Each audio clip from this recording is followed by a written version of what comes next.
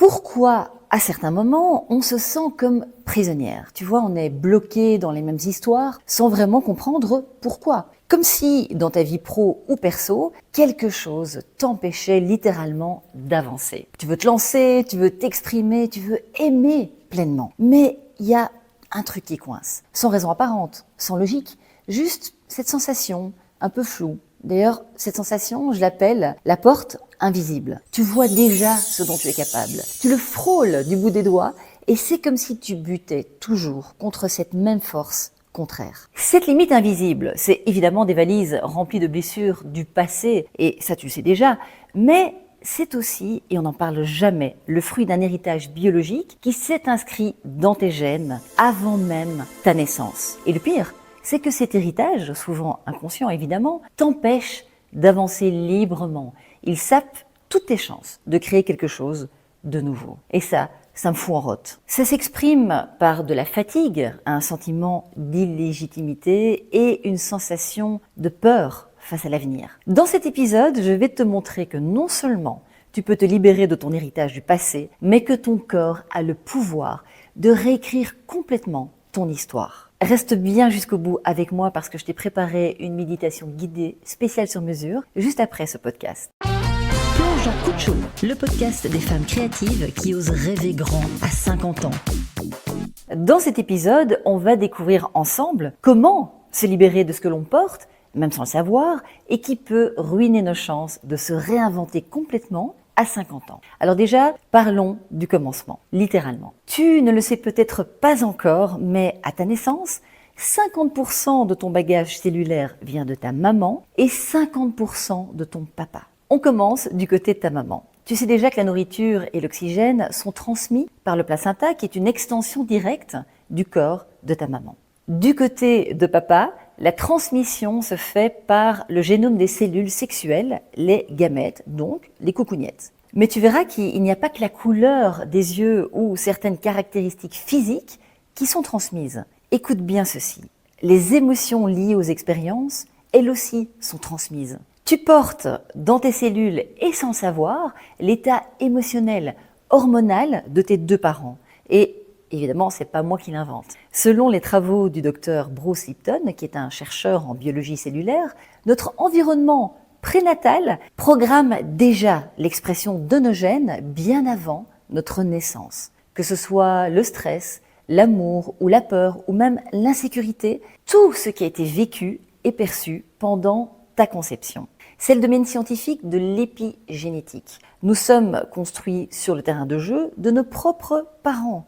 En clair, tu arrives déjà dans ce monde avec une mémoire biologique familiale et parfois même une dette émotionnelle que tu n'as jamais choisie. L'épigénétique, c'est quoi? Ou plutôt, comment on hérite d'émotions qui ne sont même pas les nôtres? Et là, on entre dans le concret. Tu as peut-être déjà entendu parler de cette étude choc en épigénétique. Des chercheurs ont exposé des rats mâles à une odeur de fleurs de cerisier en les associant à un stress violent. Et ces rats volontaires recevaient des petites décharges électriques à chaque fois qu'elles sentaient cette odeur particulière. Résultat, les rats développaient une réaction de panique rien qu'à l'odeur. Ça s'appelle un conditionnement. Mais là où c'est dingue, c'est que leurs bébés paniquaient eux aussi à cette odeur et ils ne l'avaient jamais sentie auparavant. Donc, cette peur a été conditionnée chez le rat mâle et a été transmise jusqu'à la 3e génération de ces bébés. Bien entendu, ce sont des rats, mais nous, les êtres humains,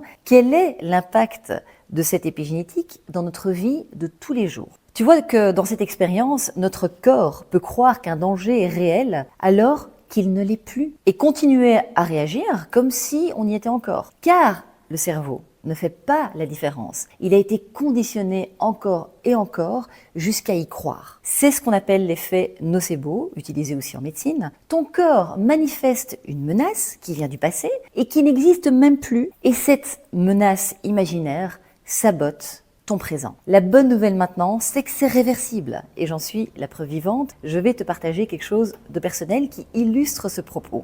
1 an avant ma naissance, ma mère a perdu un bébé. Un petit garçon qui est mort peu de temps après la naissance. Parce que son système respiratoire n'était pas formé. Il est né et il s'est littéralement étouffé. Quand ma mère est tombée enceinte de moi. Elle a vécu cette peur pendant toute la grossesse. Cette peur qu'il m'arrive la même chose, elle n'en avait aucune idée. Et cette peur s'est infiltrée en moi, avant même que je respire par moi-même. Le résultat, c'est que j'ai grandi avec une sensation permanente d'étouffement. J'avais des angoisses depuis toute petite, des angoisses incompréhensibles de maladie et de mort. Et à 18 ans, figure-toi que je ne sortais même plus de la maison. Ma croyance inconsciente, qui m'a été transmise par ma mère de manière tout aussi inconsciente, était le monde extérieur est dangereux. Et tout mon corps répondait en conséquence, en manifestant des symptômes physiques. Je ne les ai pas inventés. Je faisais de l'hyperventilation, des crises de panique, j'avais des tensions dans le plexus et en conséquence un dérèglement de la sérotonine qui est l'hormone de l'équilibre émotionnel. Mais tu sais quoi? J'ai découvert aussi que l'épigénétique n'est pas une condamnation. C'est même l'inverse de la génétique qui nous condamne à nos gènes. C'est une mémoire et une mémoire, ça peut se réécrire.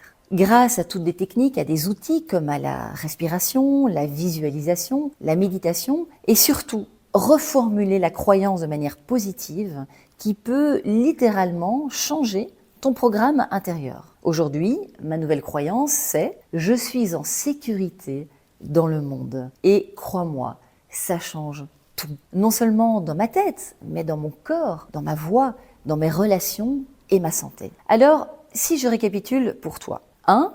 Tu portes un héritage biologique, émotionnel, familial que tu n'as pas choisi. 2. Ton corps peut réagir à des peurs qui ne t'appartiennent pas, mais que tu peux transformer. Et surtout, c'est réversible. Tu peux reprogrammer ton système intérieur. Comment? En prenant conscience de ce que tu as hérité, en étant curieuse, en allant voir l'histoire familiale, questionner tes parents s'ils sont toujours là. Deuxièmement, en posant une nouvelle croyance qui sera plus grande que la croyance qui te limite actuellement. Et en l'incarnant chaque jour dans ton corps, dans tes pensées et dans tes actions. Alors je te fais cette rapide annonce. Si toi aussi tu veux découvrir quelles sont tes croyances inconscientes héritées et surtout t'en libérer, alors rejoins-nous au séminaire spécial que je donne pour les femmes qui veulent écrire un nouveau chapitre de leur vie, débarrassées de leurs freins. Et surtout, franchir cette putain de porte invisible et vivre leur vie libérée. Attention, les places sont limitées et les inscriptions ferment bientôt, alors ne tarde pas, le lien est en dessous de ce podcast. Et pour t'aider à faire ce premier pas, je t'ai préparé une méditation guidée spéciale, se libérer du passé et retrouver sa sécurité intérieure. Installe-toi confortablement, ferme les yeux et prends une profonde inspiration. À chaque respiration, sens ton corps s'ancrer dans l'éternel instant présent. Sens-toi soutenu, porté. Aujourd'hui, tu es ici. Mais avant toi, il y a eu tant de femmes. Des femmes que tu as connues et d'autres dont tu ne connais même pas le nom.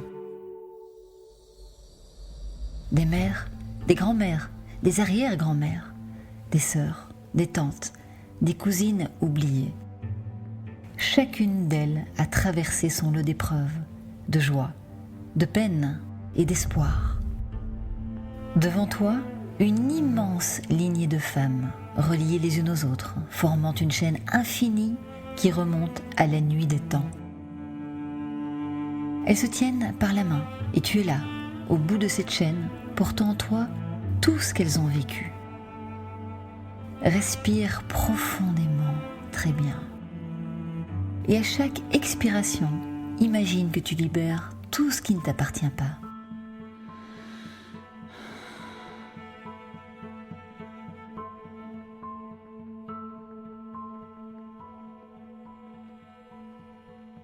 Les douleurs qu'elles n'ont pas pu exprimer, les injustices qu'elles ont portées, les silences, les peurs, les renoncements, les croyances limitantes qui ont traversé les générations. Aujourd'hui, tu choisis de ne plus porter ce fardeau. Pose tes mains sur le cœur et répète doucement « Je vous vois, je vous honore et je vous libère. Je vous rends tout ce qui ne m'appartient pas et je garde l'amour, la force et la sagesse. Je suis libre et vous êtes libre aussi. Et maintenant, imagine que dans les yeux de chacune de ces femmes, une lumière douce s'allume.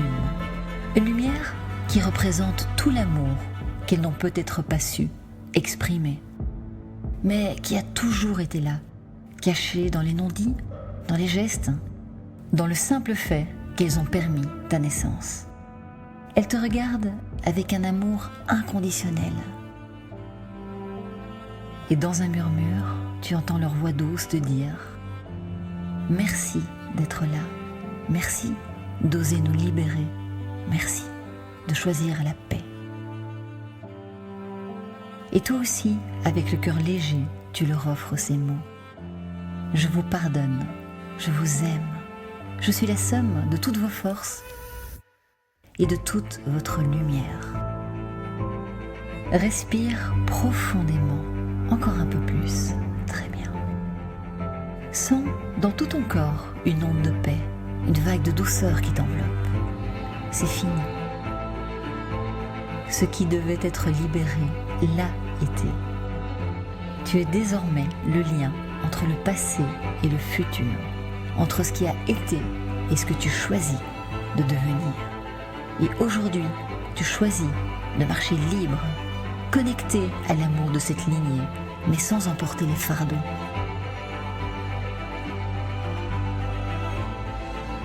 Ressens ce sentiment de liberté.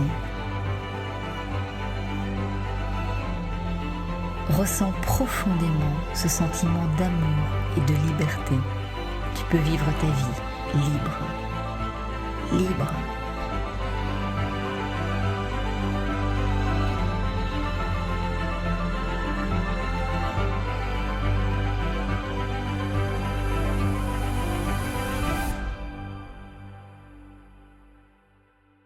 À présent, prends une profonde inspiration énergique. Tu t'oxygènes et tu sens cette énergie revenir peu à peu dans l'instant présent. Reviens à toi, respire encore. Sens ton corps, tu peux peut-être bouger les doigts, les pieds, t'étirer. Voilà, et quand tu seras prête, ouvre les yeux. Tu es libre. De tout cœur, merci d'avoir écouté. À la semaine prochaine pour réveiller ensemble l'extraordinaire en toi. Si tu as aimé ce podcast, soutiens-le en lui mettant 5 étoiles et partage-le avec une amie qui en aurait besoin.